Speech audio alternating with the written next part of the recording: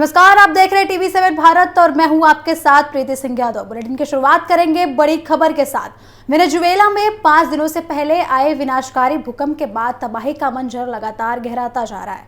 राहत और बचाव अभियान जारी है, लेकिन हर गुजरते दिन के साथ मृतकों की संख्या लगातार बढ़ती जा रही है।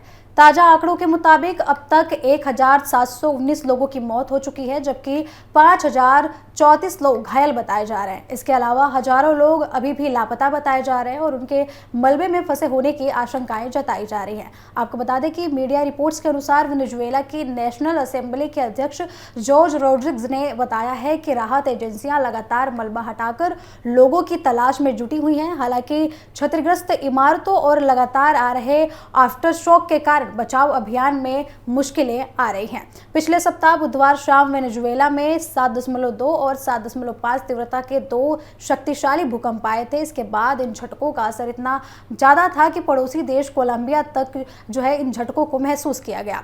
विशेषज्ञों के अनुसार ये पिछले 100 वर्षों में वेनेजुएला का सबसे विनाशकारी भूकंप माना जा रहा है। वही आपको बता दें कि इसी बीच सोमवार सुबह स्थानीय समय के अनुसार करीब 7 बजे 4.6 तीव्रता का एक और आफ्टर शॉक महसूस किया गया।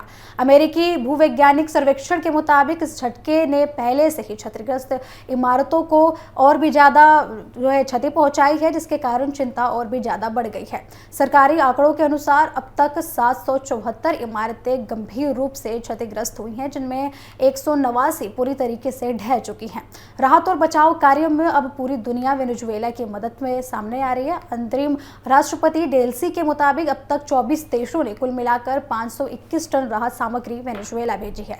इसके अलावा 2700 से अधिक राहत एवं बचाव कर्मी और 86 विशेष खोजी कुत्तों की टीमें भी प्रभावित इलाकों में तैनात की गई है, ताकि मलबे में फंसे लोगों को जल्द से जल्द बाहर और सुरक्षित निकाला जा सके।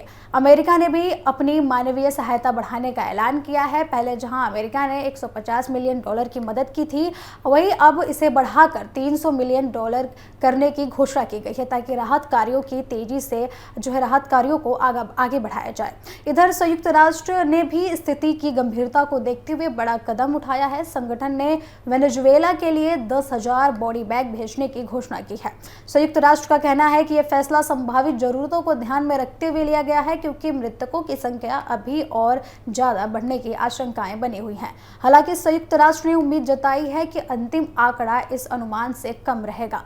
फिलहाल राहत एजेंसियों की सबसे बड़ी चुनौती मलबे में फंसे लोगों को जल्द से जल्द बाहर निकालना है, ताकि लगातार आ रहे झटकों के कारण उनको बचाया जा सके। आपको बता दें कि लगातार आ रहे झटकों के कारण बचाव कर्मियों को भी बेहद सावधानियों का सामना करना पड़ रहा है और सावधान होकर कार्य में संलिप्तता दिखानी पड़ रही है।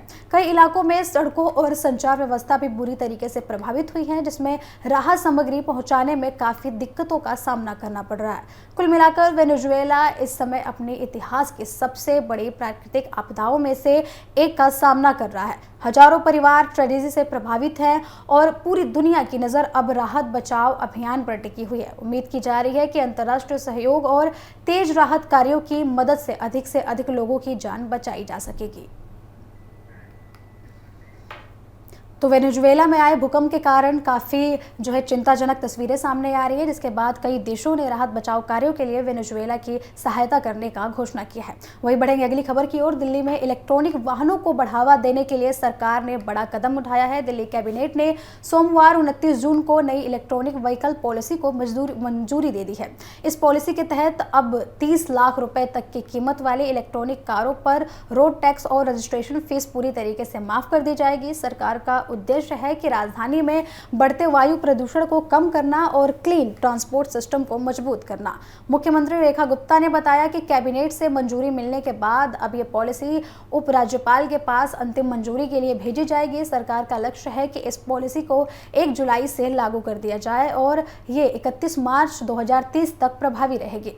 इस नई नीति के तहत इलेक्ट्रॉनिक वाहनों की खरीद पर अलग अलग कैटेगरी में सब्सिडी भी दी जाएगी। इलेक्ट्रॉनिक 2 व्हीलर खरीदने पर पहले साल 30,000 रुपए, दूसरे साल 20,000 रुपए और तीसरे साल 10,000 रुपए की सब्सिडी दी जाएगी। वही इलेक्ट्रॉनिक 3 व्हीलर पर पहले साल 50,000 रुपए, दूसरे साल 40,000 रुपए और तीसरे साल 30,000 रुपए का इनिशिएटिव मिलने वाला है। इलेक्ट्रॉनिक लाइट कमर्शियल वाहनों यानी कि N1 कैटेगरी के ट्रकों पर भी सरकार ने 1 लाख रुपए तक की खरीद का इनिशिएटिव तय किया है। इसके अलावा अगर कोई वाहन मालिक अपने पुराने BS4 या फिर उससे पुराने 4 पहिया वाहन को स्क्रैप पर इलेक्ट्रॉनिक वाहन खरीदता है तो उसे 1 लाख रुपए तक की अतिरिक्त इनिशिएटिव दिया जाएगा। हालांकि सरकार ने साफ किया है कि हाइब्रिड वाहनों को इस पॉलिसी के तहत किसी भी तरीके की सब्सिडी नहीं दी जाएगी। इस पूरी योजना को केवल जीरो एमिशन यानी कि पूरी तरीके से इलेक्ट्रॉनिक वाहनों के लिए को बढ़ावा देने के लिए बनाया गया है।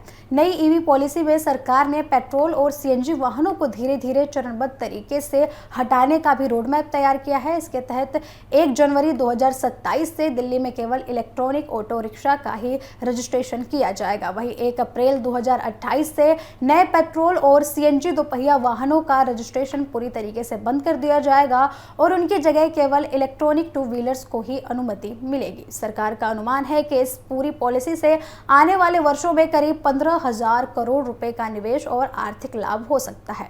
इसमें लगभग 7,000 करोड़ रुपए सीधे इनिशिएटिव और सब्सिडी पर खर्च किए जाएंगे, ऐसा सरकार का कहना है, जबकि 8,000 करोड़ रुपए ईवी और टैक्स रियायतों पर लगाए जाएंगे। इस नीति का सबसे बड़ा फोकस दिल्ली में इलेक्ट्रॉनिक वाहनों की संख्या बढ़ाना, चार्जिंग को मजबूत करना और प्रदूषण को कम करना है।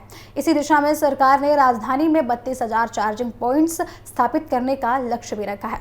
इसके लिए जमीन की पहचान की जा चुकी है और जल्द ही बड़े स्तर पर काम शुरू करने की उम्मीदें जताई जा रही हैं। इसके साथ ही ईवी सब्सिडी और इनिशिएटिव से जुड़े प्रक्रिया को आसान बनाने के लिए एक ऑनलाइन पोर्टल भी तैयार किया जाएगा, जिससे लोगों को आवेदन करने में सुविधा होगी और प्रक्रिया पारदर्शी बनी रहेगी। मुख्यमंत्री ने इस पॉलिसी को ऐतिहासिक कदम बताते हुए कहा कि दिल्ली को क्लीन और ग्रीन ट्रांसपोर्ट की दिशा में आगे ले जाने वाली नीति है। सरकार का उद्देश्य साफ है कि सरकार का उद्देश्य सिर्फ वाहनों तक ही वाहनों की संख्या नहीं बदलना है, बल्कि पूरी ट्रांसपोर्ट व्यवस्था को पर्यावरण के अनुकूल बनाना है। दिल्ली की ये नई इलेक्ट्रॉनिक व्हीकल पॉलिसी आने वाले वर्षों में राजधानी की सड़कों पर बड़ा बदलाव ला सकती है। जहां एक तरफ लोगों को सब्सिडी और टैक्स छूट का फायदा मिलेगा, वहीं दूसरी तरफ प्रदूषण कम करने की दिशा में भी ये नीति बड़ा कदम माना जा रहा है। अब सीधे बढ़ेंगे अगली खबर की ओर। आपको बता दें कि अयोध्या में राम मंदिर के चढ़ावे को लेकर चल रहे विवाद के बीच कांग्रेस का एक उच्च स्तरीय प्रतिनिधिमंडल दर्शन और पूजा अर्चना के लिए अयोध्या पहुंचा है। लेकिन इस दौरे के बीच एक बड़ा राजनीतिक घटनाक्रम सामने आया है। उत्तर प्रदेश कांग्रेस के अध्यक्ष अजय राय को पुलिस ने उनके होटल में उन्हें रोक दिया है। जहां वे ठहरे हुए थे वहीं उनको रोक दिया गया है। कांग्रेस ने इसे हाउस अरेस्ट यानी कि नजरबंदी बताया है और सरकार पर गंभीर आरोप भी लगाया है। आज सुबह पुलिस की एक टीम अयोध्या के उस होटल में पहुंची थी जहां प्रदेश अध्यक्ष बैठे हुए थे, वहां पे ठहरे हुए थे। कांग्रेस की ओर से जारी वीडियो में पुलिस अधिकारी अजय राय को एक जानकारी देते हुए दिखाई दे रहे हैं कि उन्हें होटल से बाहर जाने की अनुमति नहीं है।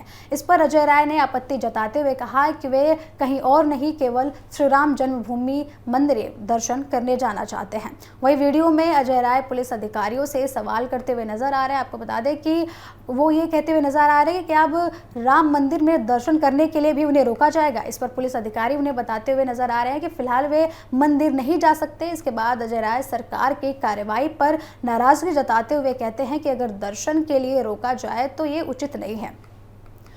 ये दल आज राम मंदिर पूजा अर्चना करने वाला था। पार्टी के अनुसार प्रतिनिधिमंडल में अमेठी से सांसद किशोरी लाल शर्मा, सीतापुर से सांसद राकेश राठौर, प्रयागराज से सांसद उज्जवल रमन सिंह, बाराबंकी से सांसद तनुज पूनिया के अलावा कई पूर्व सांसद, पूर्व विधायक और वरिष्ठ कांग्रेस नेता भी इसमें शामिल थे। दरअसल कांग्रेस का ये दौरा ऐसे समय में हो रहा है जब राम मंदिर में चढ़ावा चोरी के कथित गड़बड़ियों और दुरुपयोग की खबरें सामने आई हैं, जिसे लेकर राजनीतिक विवाद बढ़ता नजर आ रहा है।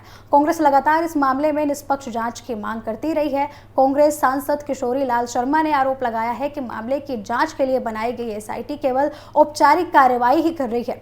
आरोप है कि जांच का उद्देश्य कुछ प्रभावशाली लोगों को रोकने के लिए, उनको बचाने के लिए किया गया है। यदि निष्पक्ष जांच कराई जाए तो ये पूरे मामले की सच्चाई सामने आ सकती है, ऐसा उनका कहना है।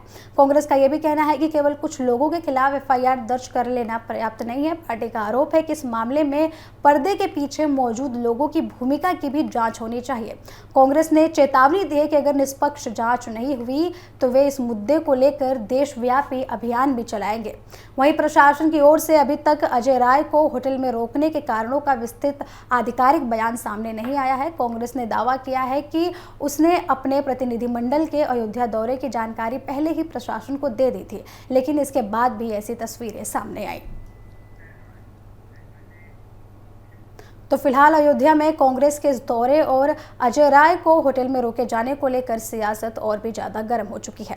अब सीधे बढ़ेंगे अगली खबर की ओर। उत्तर प्रदेश के शामली जिले से जुड़े चर्चित आयुष मलिक धर्म परिवर्तन मामले में अब एक नया मोड़ सामने आते हुए दिखाई दे रहा है। सोशल मीडिया पर एक कथित वीडियो तेजी से वायरल हो रहा है, जिसमें आयुष मलिक हिंदू धर्म में वापसी की बात करते हुए नजर आ रहे हैं। इस वीडियो के सामने आने के बाद एक बार फिर मामला जो है चरम पर पहुंच चुका है। हालांकि इस पूरे घटनाक्रम को लेकर अभी तक कई सवाल बने हुए हैं। वायरल हो रहे इस कथित वीडियो में आयुष मलिक अपने पिता देवराज मलिक के साथ दिखाई देते हैं। वीडियो में उनका सिर मुड़ा हुआ नजर आता है और दाढ़ी भी कटी हुई दिखाई देती है। वीडियो में आयुष अपना परिचय देते हुए कहते हैं कि उन्होंने पहले इस्लाम धर्म अपनाया था, लेकिन अब परिवार के इच्छा और अपने मन से मूल धर्म को जो है अपनाना चाहते हैं। वो फिर से हिंदू धर्म में आना चाहते हैं। वीडियो में वे अपने परिवार से माफी मांगते हुए भी दिखाई दे रहे हैं। इसके अलावा जो है बाद में पूजा अर्चना करते हुए भी उन्हें वीडियो में देखा जा सकता है।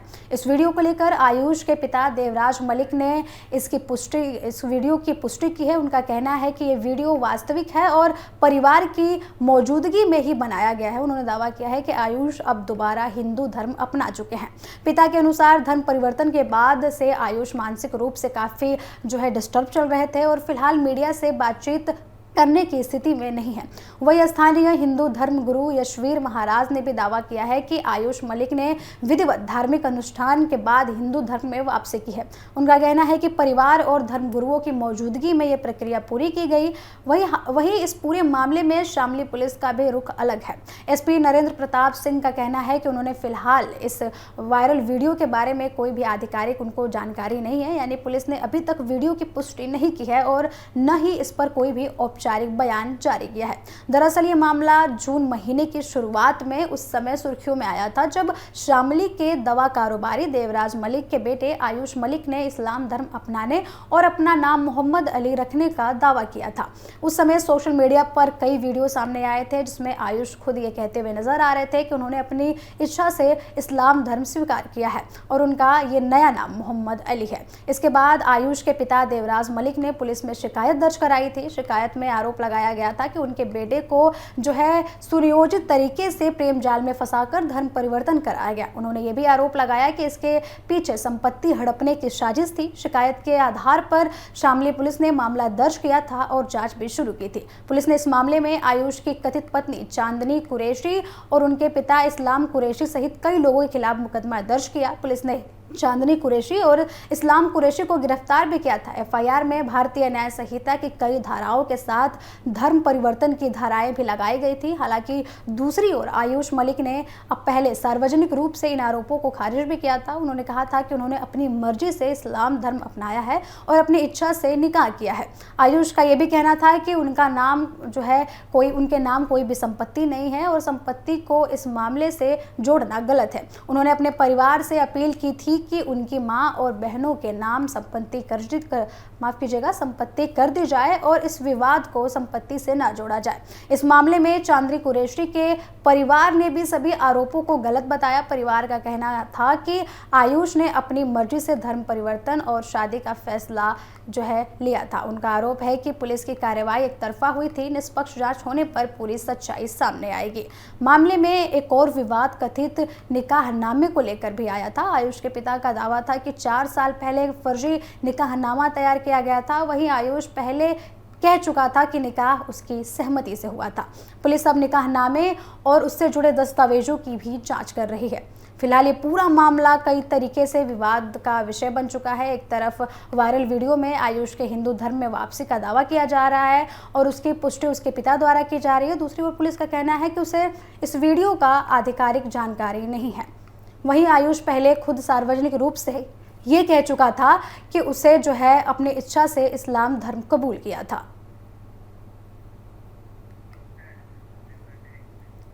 फिलहाल ये मामला धार्मिक स्वतंत्रता, कथित धर्म परिवर्तन, पारिवारिक विवाद और कानूनी जांच, इन सभी पहलुओं को लेकर लगातार चर्चा का विषय बना हुआ है। TV7 भारत में इतना ही। जुड़े रहें हमारे साथ। नमस्कार।